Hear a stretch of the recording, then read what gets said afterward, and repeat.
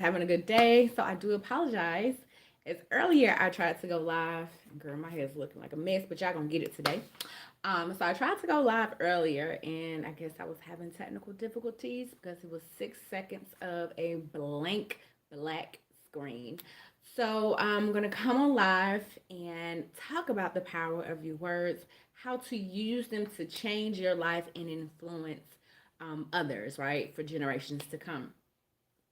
And so, generally, when I speak, I love to use the Bible as an example because I am a woman of faith, and I believe that the Bible has and still is changing lives for this day for generations to come. However, for some people, that is such an old, out of date example. So, recently in the news, I've heard something that I'm going to share with you that I think is relevant to today. And so I do like to listen to NPR radio, and it was talking about, from what I can hear, this author who had published a book years ago, I think in 1988, and he was speaking in New York this weekend, and he was attacked. And if by chance you have not heard of it, I'm going to give you the gist of it. Please note that I have not read this book. I do not support the author in his views. I do not support the person in their motives of what they did. I am simply using this real life example to illustrate how powerful your words in your book can be and are. So Salman Rushdie, who was an author of the novel The Satanic Verses. And when I heard it, I was like, what the heavens is that? What is this, Jesus? So I had to go look it up. And from my understanding, it's a fictional story with some like magical type, themes to it. But it talked about the Muslim faith, and people were offended by that.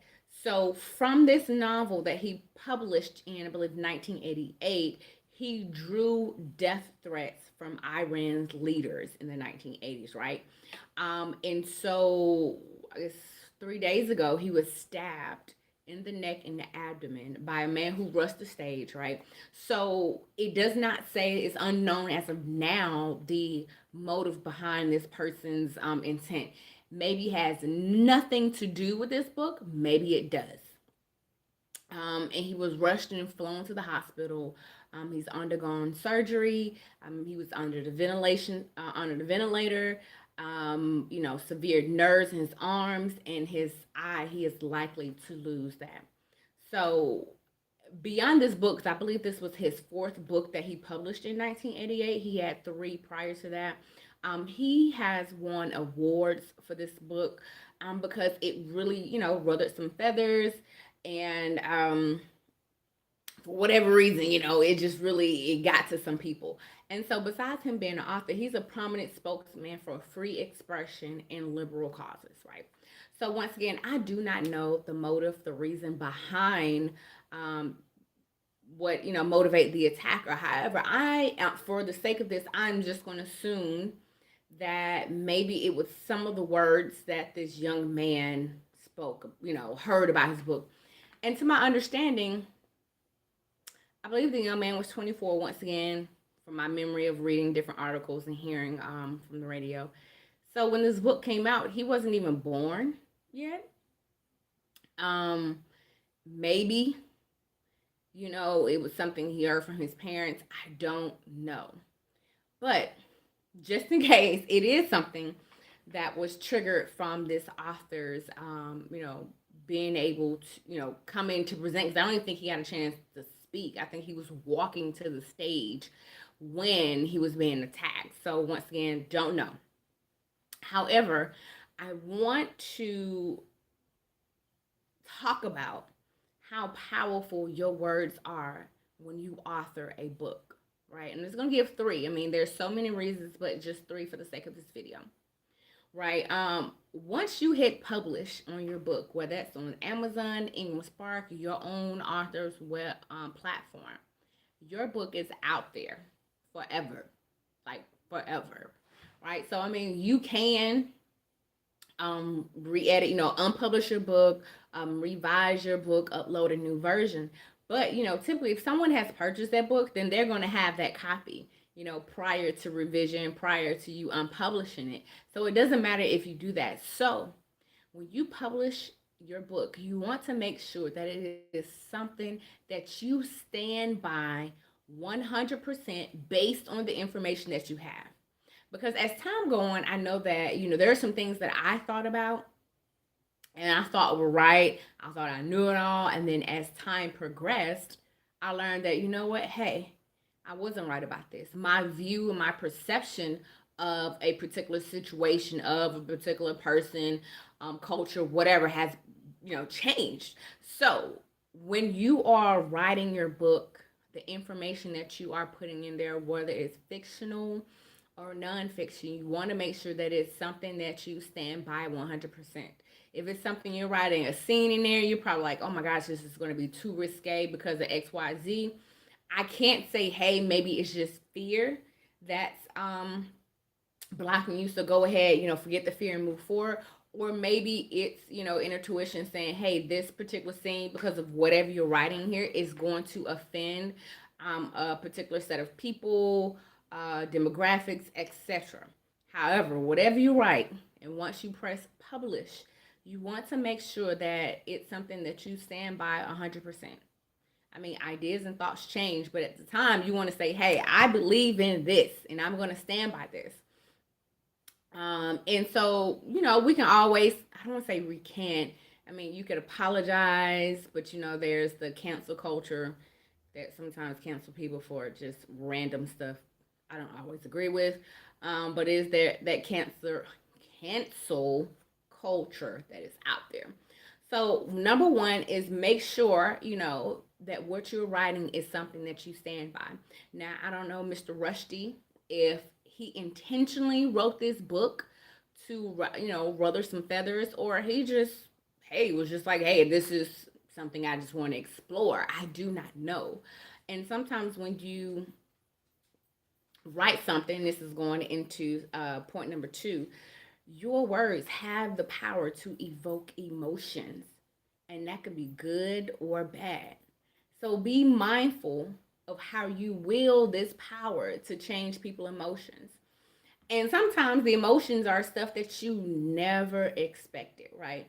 I don't think I'm trying to think of a book that I can remember just like really crying and just being upset over or really happy about. I can't think of one, but something that comes to mind, I was like, "Ooh, this is deep." Like, it's 48 Laws of Power. Like, that is a book that I read. I was like, "Ooh, there's some stuff right here." I'm gonna say besides the Bible. Besides the Bible, right? Because y'all know that is my go-to. But besides the Bible, I want to say the 48 Laws of Power. I was like, this is a thought-provoking book.